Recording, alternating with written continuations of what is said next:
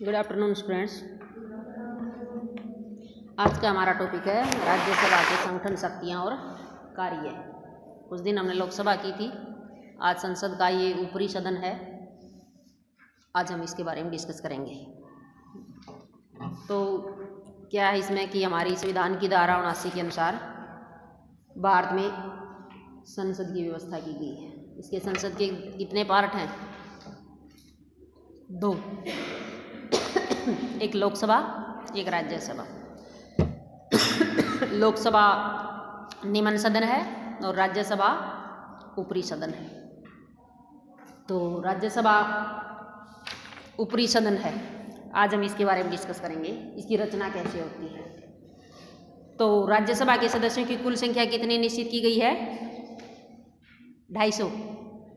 238 तो जो है वो निर्वाचित होते हैं राज्यों के द्वारा और केंद्र शासित प्रदेशों के द्वारा, और 12 सदस्य जो है वो राष्ट्रपति के द्वारा मनोनीत किए जाते हैं, जिन्होंने कला, साहित्य, सभ्यता, संस्कृति आदि में कुछ विशेष ख्याति हासिल कर रखी हो, प्राप्त कर रखी हो, तो उनको जो है नॉमिनेट किया जाता है, मनोनीत किया जाता है। तो टोटल इसकी संख्या जो है वो 12 है। सभी राज्यों को असमान प्रतिनिधित्व है। भाई देखो, अपने हरियाणा की जैसे 5 सीट हैं, पंजाब की 7 सीट हैं, इस तरह सभी स्टेटों की अलग अलग सीटें हैं।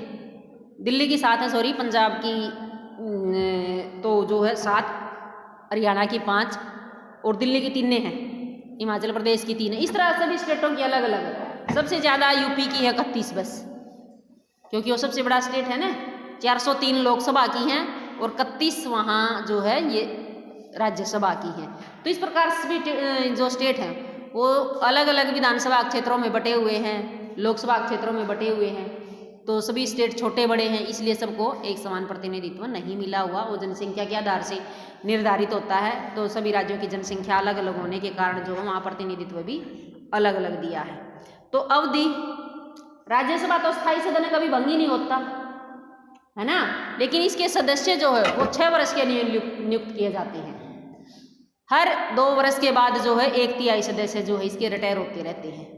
1/3 सदस्य गए, नेक्स्ट 1/3 आ गए, फिर अगले साल 1/3 गए, फिर नेक्स्ट 1/3 आ गए। तो कभी सदन खाली नहीं होता, भंग ही नहीं होता। जैसे लोकसभा भंग होती है ना 5 साल के बाद, सभी 545 का दोबारा चुनाव होता है। इसमें ऐसे सभी का कार्यकाल एकदम पूरा ही नहीं होता, क्योंकि 1/3 2 वर्ष के बाद निकलते रहते हैं, नए 1/3 आ जाते हैं। तो सबका इस तरह टर्म बाई टर्म जो है 6-6 साल, एक कैंडिडेट जो है वो 6 वर्ष तक रह सकता है। इसके सदस्यों का कार्यकाल 6 वर्ष है। ये एक स्थायी सदन है। योग्यताएं वही है, इसमें लोकसभा के लिए 25 वर्ष थी, इसमें 30 वर्ष है। एज का डिफरेंस आ गया ना। भारत का नागरिक हो, पागल या दिवालिया नहीं हो, सरकारी लाभकारी पद पर ना हो, कोई आपराधिक मुकदमा नहीं चल रहा हो, उसकी एज 30 वर्ष हो, है ना। ये तो सामान्य सी कंडीशन है जो मतलब सभी की बराबर होती है। एज का डिफरेंस मिलेगा, आप उसका थोड़ा ध्यान रखोगी, है ना, तो वो तुमने ध्यान रखना है। तो इसमें अधिवेशन वही जैसे लोकसभा के अधिवेशन होते हैं साल में 2, इसी तरह राज्यसभा के भी अधिवेशन होते हैं। और दोनों अधिवेशनों में 6 महीने से ज़्यादा का गैप नहीं होना चाहिए। कोई विशेष समस्या आती है तो विशेष अधिवेशन बुलाया जा सकता है। कोई देश पर कोई खास आपत्ति आ जाती है, कोई युद्ध बाहरी आक्रमण हो जाता है, तो विशेष अधिवेशन बुलाया जा सकता है। लेकिन मोस्टली जो है अपने 2 ही अधिवेशन हैं जिनमें 6 महीने से ज़्यादा का गैप नहीं होना चाहिए। राज्यसभा का भी अधिवेशन वही है। राज्यसभा का सभापति जो उपराष्ट्रपति होता है देश का, वो राज्यसभा का पदेन सभापति होता है। कौन है आजकल अपना उपराष्ट्रपति? वेंकैया नायडू। वेंकैया नायडू जो है अपना, वो इस टाइम राज्यसभा का पदेन सभापति है। उसको जो वेतन भत्ते मिलते हैं, जो भी उसकी सुविधाएं उसको दी जा रही हैं, वो सारी उसको राज्यसभा के एक पदेन सभापति के रूप में उसको जो है सभी कुछ दिया जाता है। ये उसके बाद अपना एक उपसभापति भी चुन लेते हैं। बाई चांस अगर उपराष्ट्रपति ना हो, देश में कहीं बाहर चला जाए, उसकी मृत्यु हो जाए, तो उसका पद खाली हो गया ना, तो ये अपना एक उपसभापति भी नियुक्त करते हैं, जो इसकी बैठकों की उसकी अनुपस्थिति में, जो पदेन सभापति है ना, जब वो नहीं होगा उसकी अनुपस्थिति में ये अपने उपसभापति जो है इनका बैठकों की अध्यक्षता करता है। तो राज्यसभा के कार्य और शक्तियां वही हैं जैसे लोकसभा के थे वैधानिक कार्य, है ना, उससे कम है इसके कार्य, क्योंकि ये इतना जो जैसे लोकसभा पावरफुल है ना, ऐसे राज्यसभा इतनी पावरफुल नहीं है। तो सबसे पहले क्या है कि संसद का मुख्य कार्य कानून बनाने का है। संसद में ही दोनों सदन है, लोकसभा भी राज्यसभा। और कानून बनाने की सर्वोच्च संस्था कौन सी अगर पूछ लिया जाए तो आपसे ऑप्शन में आप संसद लिखोगे। कानून बनाने की सर्वोच्च संस्था कौन सी है?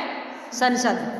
तो राज्यसभा संसद का महत्वपूर्ण अंग है, तो इसलिए कानून निर्माण में राज्यसभा का विशेष भाग होना आवश्यक है। साधारण कानून में तो दोनों को बराबर पावरफुल है। साधारण कानून जो है एक वित्त विधेयक होता है, एक साधारण विधेयक होता है। वित्त विधेयक को छोड़कर साधारण विधेयक जो है वो संसद के किसी भी सदन में लागू किया जा सकता है, प्रस्तुत किया जा सकता है, चाहे इसको लोकसभा में कर लो चाहे राज्यसभा में कर लो, क्योंकि पास दोनों से होना जरूरी है। पहले उसको लोकसभा पास करेगी तो राज्यसभा में चला जाएगा, राज्यसभा में भी पास करेंगे फिर उस पर राष्ट्रपति साइन करता है। तो इसलिए इसमें ये लगभग बराबर पावरफुल है। जब तक संसद के दोनों सदनों से पारित नहीं करेंगे तब तक वो कानून का रूप नहीं लेता, साधारण विधेयक जो होता है। तो इसलिए वैधानिक मामलों में तो ये मतलब बराबर पावरफुल है। दोनों के द्वारा बहुमत होने के कारण केंद्र सरकार विधेयक, जो लोकसभा है उसकी सरकार होती है मेनली, बहुमत दल उसी में होता है ना पास, तो उसके द्वारा पास मान लिया जाए मान लो, और राज्यसभा उसके ऊपर रोक लगा दे, उसको पास ना करे, तो फिर क्या होता है? लोकसभा पास कर देगी, राज्यसभा उसको मना कर देगी, तो बहुमत किसका होता है?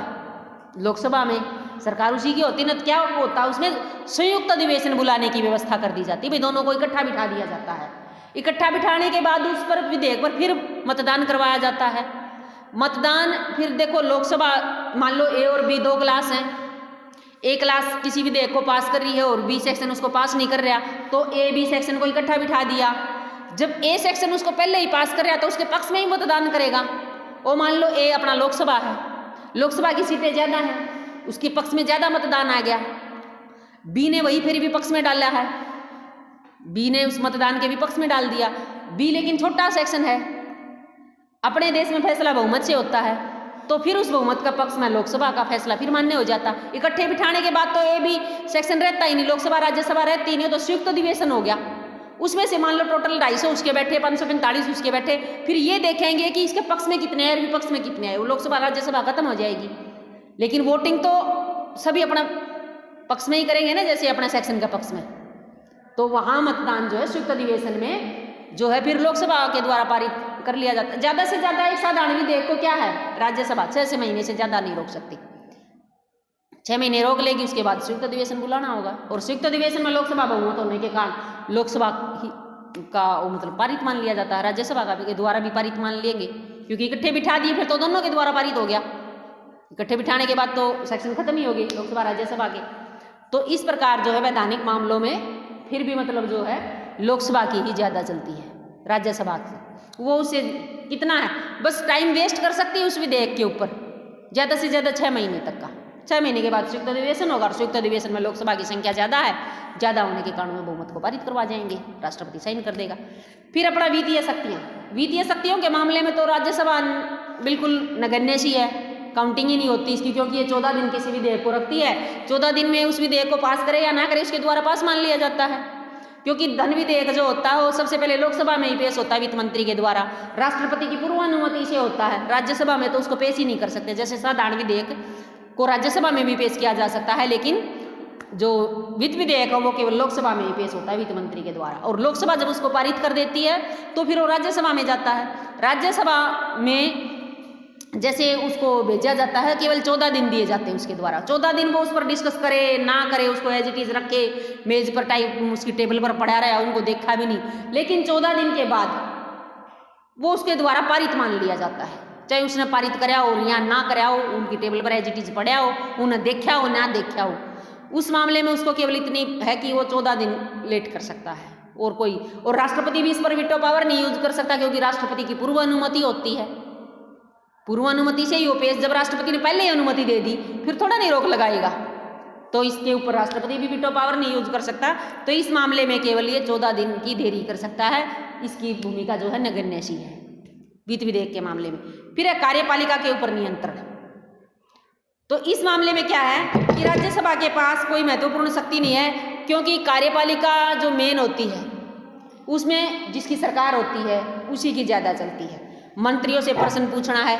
राज्यसभा के जो सदस्य हैं प्रश्न द्वारा मंत्रियों से, विभागों से संबंधित सूचना प्राप्त करते हैं। वित्त मंत्री से प्रश्न पूछ लिया, कृषि मंत्री से पूछ लिया, खेल मंत्री से पूछ लिया, गृह मंत्री से पूछ लिया, वो प्रश्न पूछ सकते हैं। इसके अतिरिक्त प्रस्ताव, ध्यानाकर्षण प्रस्ताव राज्यसभा के सदस्य जो है कटु आलोचना भी कर सकते हैं। लेकिन जब उनके खिलाफ अविश्वास का प्रस्ताव पास करना होता है ना, वो तो सरकार कब तक रहती है, जब तक लोकसभा में अविश्वास मत हासिल है।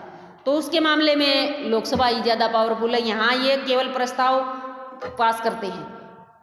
प्रशासन से जो नीतियाँ होती हैं, विभाग से संबंधित जो नीतियाँ होती हैं, उनके बारे में केवल सूचना प्राप्त कर सकते हैं। सूचना प्राप्त करने का अधिकार है और परंतु इनके कार्यकाल पर कोई प्रभाव नहीं पड़ता। वो पूछे ना पूछे तो भी मतलब राज्यसभा में मंत्रियों के ऊपर खास इफेक्ट नहीं पड़ता। वो इसको प्रभावशाली नहीं मानते, क्योंकि वो लोकसभा को ज़्यादा प्रभावशाली मानते हैं। लोकसभा के प्रति सामूहिक रूप से उत्तरदायी होते हैं। लोकसभा में ये अविश्वास प्रस्ताव होता, सरकार गिरने का डर वहीं होता है इनको।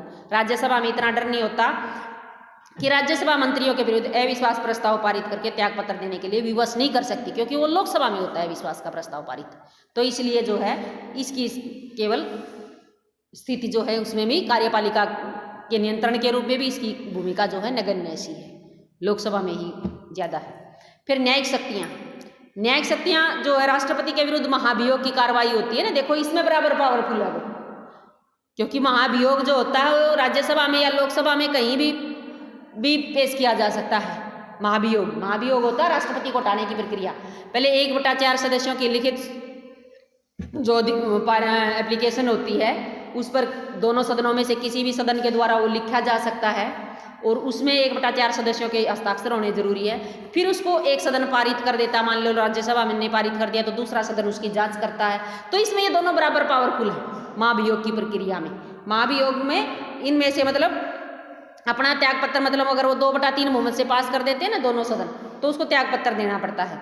ये लोकसभा के साथ मिलकर सर्वोच्च न्यायालय, उच्च न्यायालय के न्यायाधीशों के विरुद्ध वहाँ भी मतलब ये दोषारोपण संबंधी प्रस्ताव पारित कर सकते हैं। वही अविश्वास प्रस्ताव बोल देते हैं उसको, ये महाभियोग प्रस्ताव पारित करते हैं। सर्वोच्च न्यायालय के न्यायाधीश और मुख्य न्यायाधीशों को भी उसी प्रक्रिया से हटाया जाता है जिस तरह राष्ट्रपति उपराष्ट्रपति को हटाया जाता है, उसमें भी ये बराबर पावरफुल हो गया।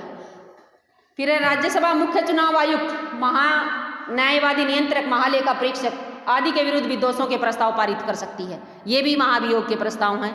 यहाँ जो है वो बराबर पावरफुल होती है। दोनों सदनों को मिलकर प्रस्ताव पारित करना होता है महाभियोग का, ऐसे ही हटाते हैं ये। तो राज्यसभा की एकल शक्ति के रूप में नहीं, अपितु इन संबंधी संसद के दोनों सदनों में द्वारा भिन्न भिन्न कार्रवाई किया जाना अनिवार्य है।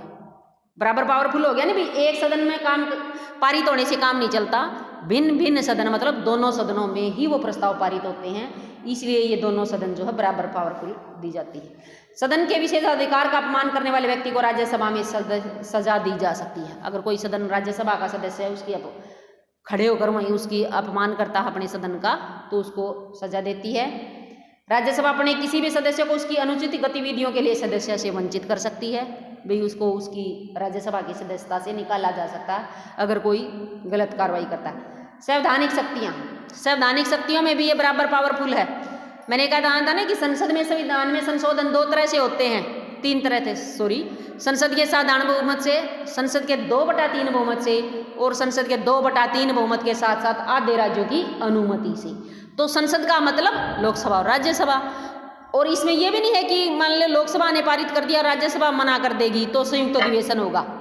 संविधान में संशोधन मामलों में संयुक्त अधिवेशन की व्यवस्था ही नहीं है, उसको दोनों सदनों में बारी बारी पारित होना अनिवार्य है। लोकसभा को भी पारित करना होगा संविधान में संशोधन प्रस्ताव और राज्यसभा को भी पारित करना होगा। अगर मान ले दोनों में से किसी एक ने टांग अड़ा दी, नहीं करना, तो प्रस्ताव ही खारिज हो जाता है। उसमें संयुक्त अधिवेशन की व्यवस्था नहीं कि इकट्ठे बिठा लिए और फिर उन पर मतदान करवा लिया, वो प्रस्ताव ही खारिज हो जाएगा, प्रस्ताव ही गिर जाएगा।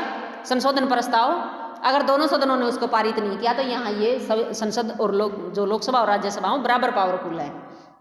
फिर निर्वाचन कार्य, निर्वाचन जो है अपने सदस्यों में से एक को तो ये उपसभापति निर्वाचित करती है। अभी मैंने बताया था ना कि सब सभापति तो उपराष्ट्रपति हो गया, उपसभापति ये अपने में से 250 में से एक को निर्वाचित करेंगे। फिर ये जो है इसके अतिरिक्त लोकसभा के निर्वाचित सदस्य और राज्यसभा के विधानसभा के निर्वाचित सदस्य मिलकर राष्ट्रपति का चुनाव करते हैं। इलेक्शन में बताता ना, एक निर्वाचक मंडल की व्यवस्था होगी जिसमें संसद के दोनों सदनों के निर्वाचित सदस्य होंगे, ओनली निर्वाचित, है ना। उपराष्ट्रपति के इलेक्शन में भाग लेते हैं, तो दो तरह के इलेक्शन में हो गए ना, राष्ट्रपति और उपराष्ट्रपति, और अपना खुद का उपसभापति, 3 चुनाव में ये भाग लेती है।